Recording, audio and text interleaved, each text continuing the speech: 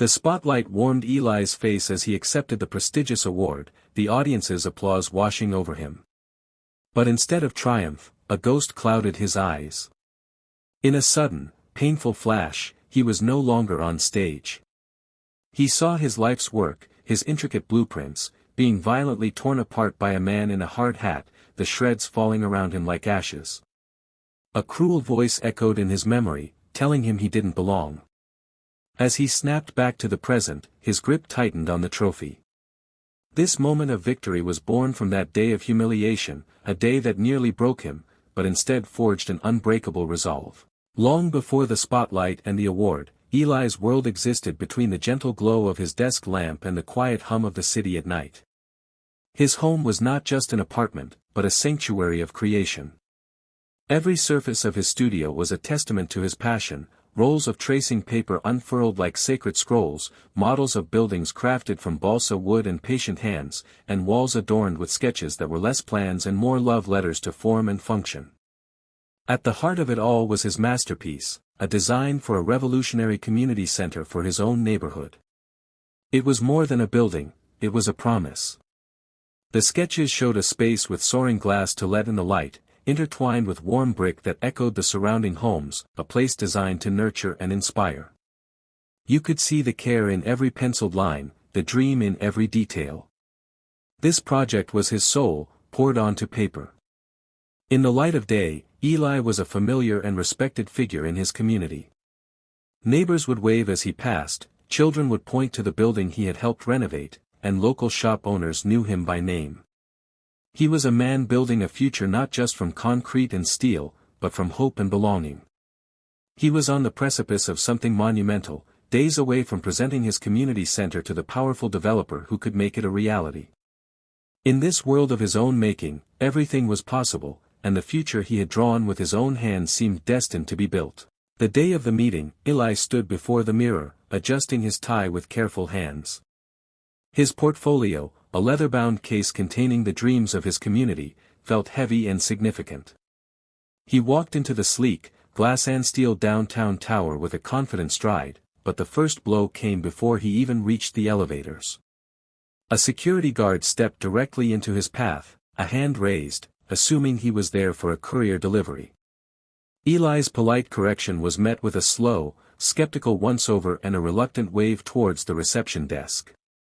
The air in the opulent lobby suddenly felt thin, the first whisper of an old, familiar song. The atmosphere in the boardroom was even colder. Seated at a long, polished table, Mr. Hargrove and his entire team, a sea of nearly identical suits, looked past Eli as he entered. Their eyes drifted to the door behind him, waiting for the person they expected to see. When Eli introduced himself as the architect, a palpable, uncomfortable silence fell. He began his presentation, unrolling his beautiful blueprints, his voice steady as he explained the vision. But he was constantly met with a wall of subtle resistance. His explanations were interrupted with questions about practicalities that were already detailed on the plans. His innovative choices were labeled ambitious in a tone that implied naive. One of Hargrove's associates asked if he was truly the lead designer, suggesting the work seemed too complex for someone of his, and he paused, limited portfolio. Eli fought to keep his composure, his knuckles white as he pointed to the drawings, trying to guide them back to the beauty and logic of his design. But their attention had already waned. The final, crushing moment came when Mr. Hargrove himself, who had been silently flipping through the pages with a bored expression, finally spoke. He didn't look at Eli, but at the blueprint as if it were a piece of garbage. He closed the portfolio with a definitive slap and pushed it lightly back across the table. He said the design was interesting, but ultimately not a good fit. He suggested, with a condescending smile, that such a project was perhaps better suited for a different part of the city, a phrase that hung in the air, heavy with its true, ugly meaning. It wasn't a critique of his architecture, it was a rejection of his identity. The meeting was over. Eli walked out of the sterile building, the weight of his rejected dreams crushing him, the ghost of those torn blueprints from his past feeling terrifyingly present. The sting of rejection festered into a cold, clear flame. Eli soon discovered that the contract had been awarded to a less talented but well-connected firm, a confirmation that merit had never been the true metric. Then came the final insult, an invitation-only brochure for a high-profile gala, where Mr. Hargrove's company was to be honored with a Diversity in Business award. The hypocrisy was so brazen it was almost breathtaking. That night, Eli did not don his suit with hope, but with purpose. He carried with him a single, large tube, a silent weapon forged from his own genius. The gala was a spectacle of self-congratulation, a room glittering with hollow prestige. Eli moved through the crowd like a ghost, unseen until he positioned himself directly before the stage. As Mr. Hargrove stood at the podium, basking in the spotlight and delivering a smooth, empty speech about opportunity and inclusion, Eli began his work. With a quiet, deliberate pull, he unrolled a massive, pristine copy of his rejected blueprint. He did not speak, did not shout, did not need to. He simply held the magnificent design aloft, a towering testament of intricate lines and soaring vision. The change in the room was instantaneous. A ripple of confusion turned into a wave of stunned silence. The elegant design stood in stark, undeniable condemnation of the man on stage.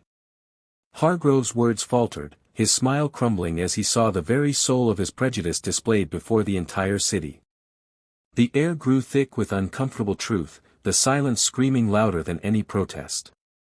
In that moment, Eli was no longer a supplicant asking for a chance, he was a judge, and his blueprint was the evidence of a crime, holding a mirror to the ugliness they had all chosen to ignore. The silent protest in the gala did what words had failed to do, it broke the story wide open. A local journalist, captivated by the powerful image of the lone architect and his blueprint, published an exposé that championed Eli's extraordinary talent and laid bare the firm's deep-seated prejudice for the entire city to see. The public response was immediate and overwhelming. But the true victory was not in the downfall of Hargrove's reputation, it was in the uprising of Eli's own community. Inspired by his courage, a grassroots funding campaign was launched. Small donations from neighbors, local businesses, and strangers who believed in his dream poured in, raising the full amount for the community center in a breathtakingly short time. Months later, the story finds its true ending not on a stage with a trophy, but on a construction site buzzing with life. Eli stood there, not in a suit, but in a hard hat, the tangible proof of his resilience. He looked out at the rising steel of his building, the very one once deemed unworthy. The sound of construction was a symphony, each clang and roar a note of triumph. This structure, born from his vision and forged in the fire of rejection, was now being built by the unwavering belief of the people it was meant to serve. His victory was never about tearing a single man down. It was about building something permanent and beautiful up. The blueprints they had tried to shred were now etched into the very foundation of the city, a monument to the idea that true worth can never be dismissed. Eli had faced the closed door of prejudice, and in response, he had built a new house, with its doors open wide for everyone. He proved that the most powerful response to those who say, "You don't belong," is to create something so magnificent that it forever changes the landscape, ensuring that you always will.